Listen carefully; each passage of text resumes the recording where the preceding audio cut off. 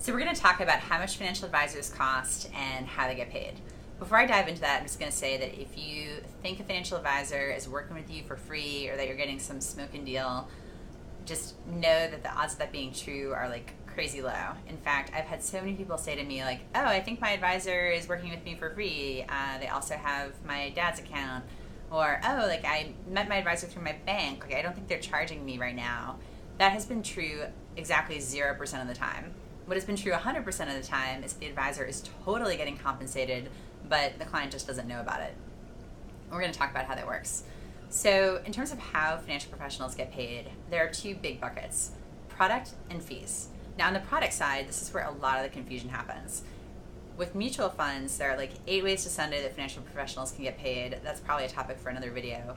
But just know that this happens in a way that can be really hard to trace unless you know what you're looking for. And that I've seen so many situations where somebody thinks they're getting a smoking deal, and what's actually happening is the advisor has taken like 5% of everything we put into the account, and then like an ongoing fee on the total account balance, and the poor person has like no idea this is what was really going on.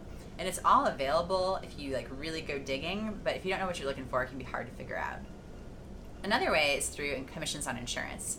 Know that a commission is paid when an insurance policy is sold to you, and not necessarily bad if your advisor is keeping that, but it should absolutely be part of the dialogue. Like the lack of transparency around this topic is what really gets me. And so, you know, the old saying that sunshine is the best disinfectant is totally true here. And so I would say that it should always be an open part of the dialogue if you're working with an advisor who does get compensated from selling insurance. So the other big bucket is fees, and that usually happens one of two ways. One is a percentage of the assets that you have with that advisor. And all that's really happening here is the advisor is trying to target like a minimum fee, and then they want to get paid like a percentage of your assets because they say that's sort of a comp for how much work you will be for them as a client. Typical is like 1% of assets. So you'll see a little bit lower, you'll certainly see higher, but the norm is around 1% of assets. So if you've got a $500,000 account, you can think of that as a $5,000 per year fee to work with an advisor on that account. And then also, of course, there are additional fees paid on the actual things that you're invested in, which hopefully if you're working with a good advisor, like those fees are not super high. There's another model that a sort of younger generation of advisors are doing a little bit more of, which is a clearly disclosed dollar amount for services. At the most accessible price point, you'll see that typically offered at around $2,000 to $6,000 for the upfront financial plan to kind of like get everything up and running and like really take in all your information and get you set on a path. And then there'll be an ongoing fee, typically in the ballpark of like call it $1,000 to $3,000, usually quoted as a monthly fee. So what you'll hear is stuff like $100 a month, $250 a month. So that initial $2,000 to $6,000 and ongoing $1,000 to $3,000, you know, where you fall in that is a function of your complexity.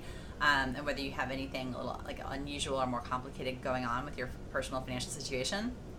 Of course, like anything, you can always find ways to spend more money at the high end with ultra high net worth advisory. Let's just take a page from where I used to work, Goldman Sachs.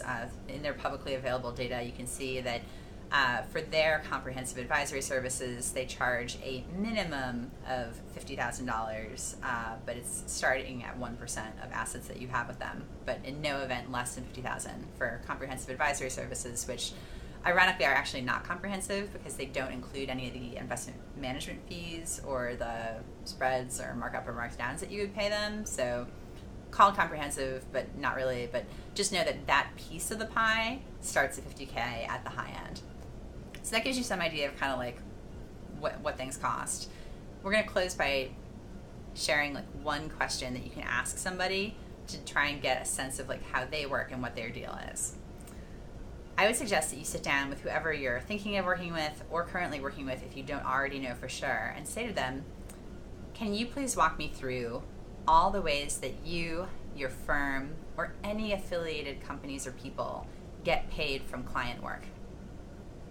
And just let them talk. Hear what they have to say. Then, this is varsity level, cross-check their answer with publicly available regulatory data. If you're unclear on how to do that, we're happy to help you figure it out. Feel free to ping me at Wallis at aboveboardfinancial.com. Thanks.